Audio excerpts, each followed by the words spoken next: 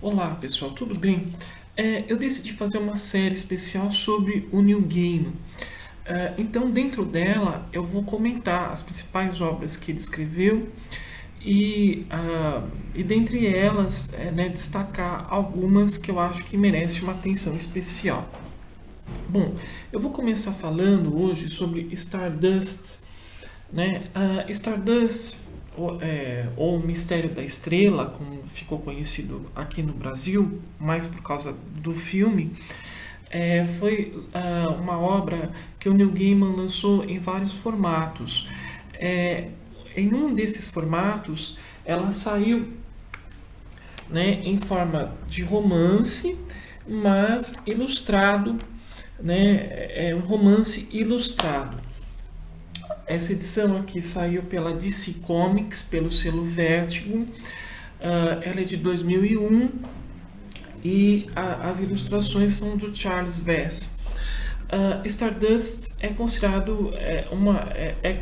uma das melhores obras do Neil Gaiman. A gente pode definir Stardust como um conto de fadas para adultos. Vocês podem ver, as ilustrações são incríveis. O Charles Vess é um artista gráfico muito interessante.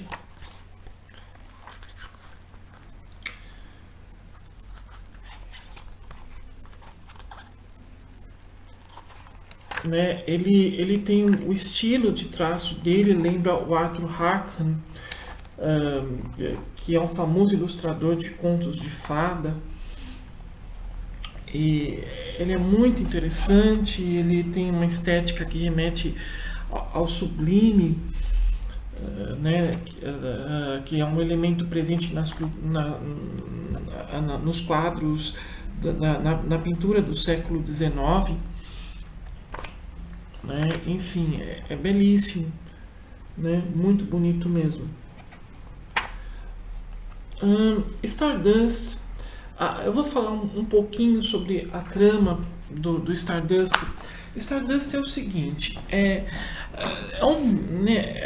na história existe um mundo, né, que é representado aqui em Stardust.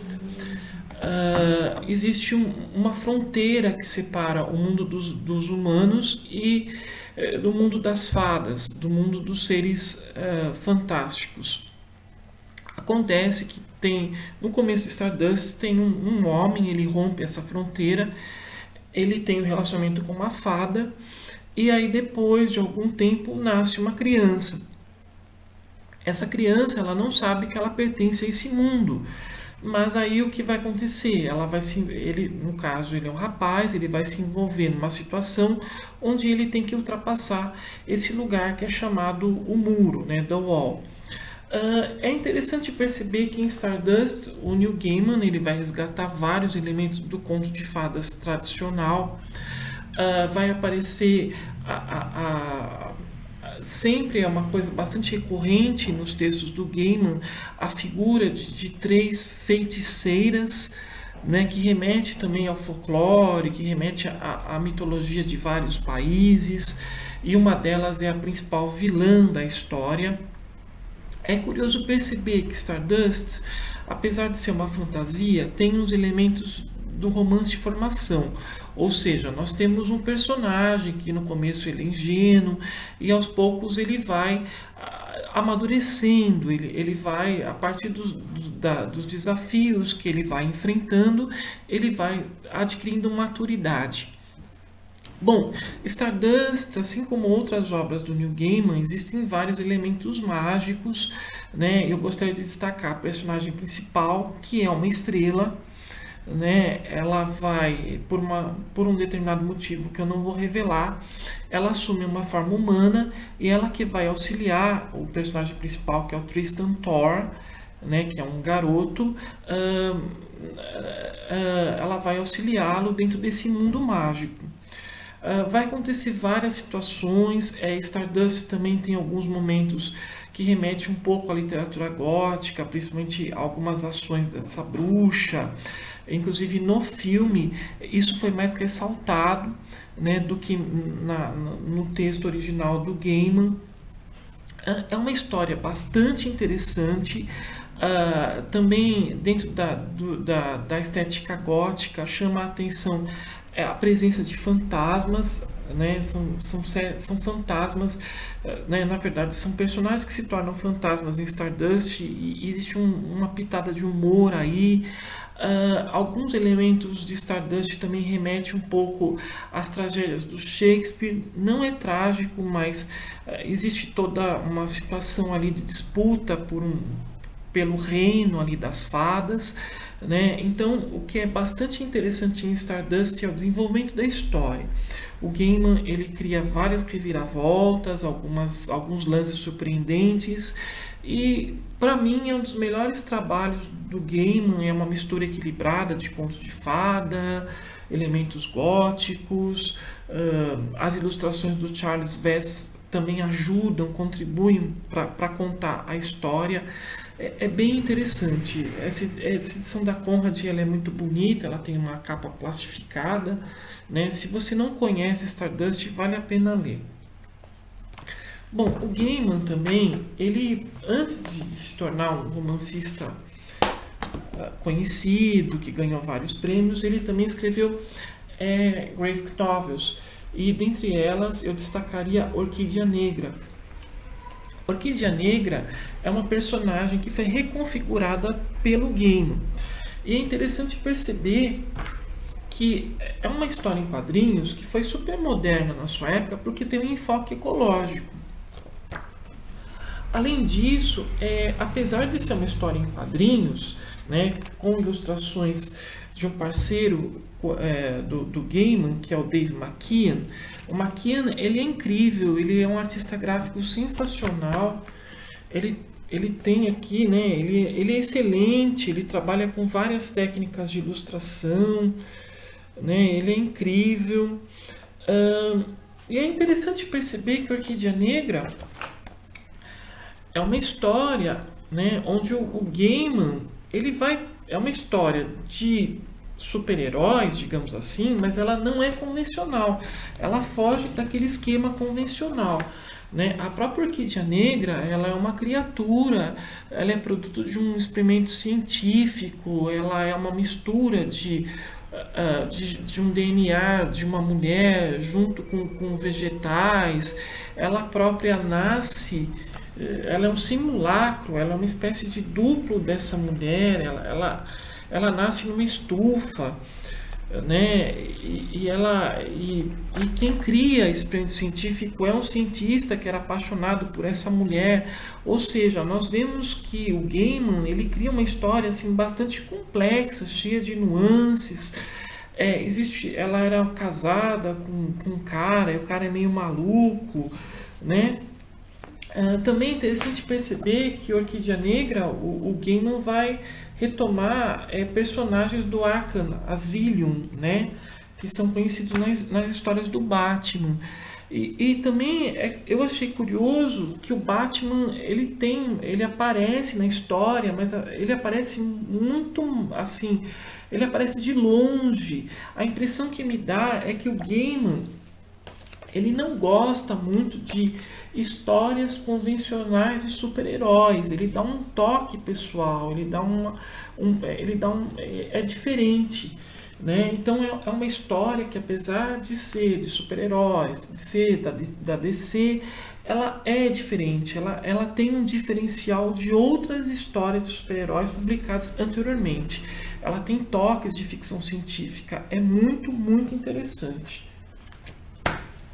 Outra HQ do Gaiman, que foi adaptado de um conto dele, é Paixão do Arlequim, que eu já tinha falado, eu falei em um dos meus vídeos, né? Então eu queria mostrar para vocês justamente essa HQ, né?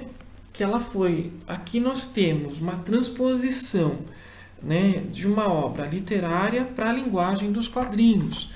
Então É também muito bonito, né? É muito bem ilustrado, é um trabalho de John Bolton. Aqui nós vemos, né, um momento ali que o coração é pregado na porta, né? Nós temos aqui a personagem principal, a Missy. Aqui nós temos a figura do Arlequim que a persegue. Então a gente tem uma adaptação bastante fiel ao conto do conto do Neil Gaiman, né? O Bolton, ele trabalha, ele é um artista que faz, a gente chama de quadrinho pintado, e é um resultado assim esteticamente muito bonito, né? Enfim, tem toda, né, as ilustrações, algumas são de página inteira, né, como vocês podem perceber. No final tem uma espécie de dicionário explicando a origem dos personagens, o Arlequim, a Columbina, né? É bem interessante. Terminando a edição, tem uma biografia falsa dos artistas que também é bastante curiosa, né? Se você é fã do Gaiman, vale a pena você adquirir. É da editora Conrad, eu acho que você encontra em sebos, é bastante interessante. O Gaiman também, ele além de trabalhar para DC, pela Dark Horse, ele também fez uma espécie de reconfiguração dos personagens da Marvel, do universo Marvel, né? O Quarteto Fantástico, o Homem-Aranha, numa série chamada 1602. 1602 é uma intriga. O Gaiman pega vários personagens históricos e cria uma trama, né, onde nós temos intrigas palacianas. E também é muito interessante, a arte é de boa qualidade também, né? E aí ele vai,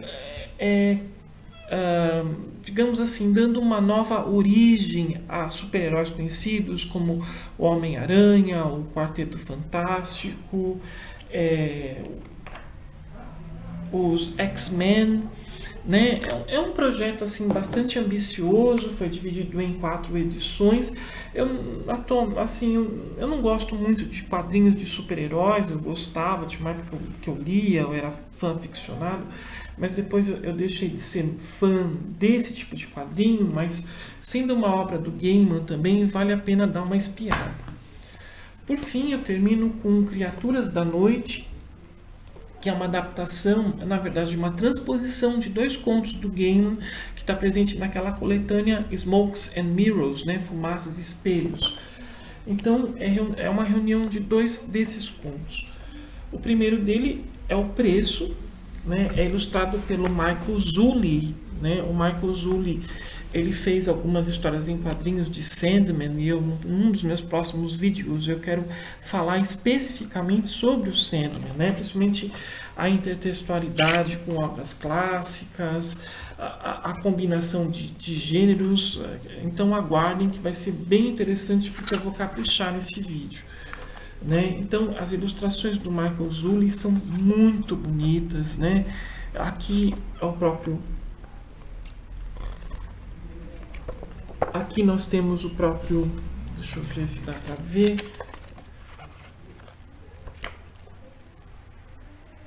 Aqui é o personagem principal do conto, né? O gato preto. Aqui é o próprio Gaiman, né? Inclusive aqui ele está escrevendo, digitando. E é muito bonito também. Aqui é, né, a criatura sobrenatural do conto, que também está muito bem representada. E assim, eu achei essa adaptação incrível. Eu achei que ela tá...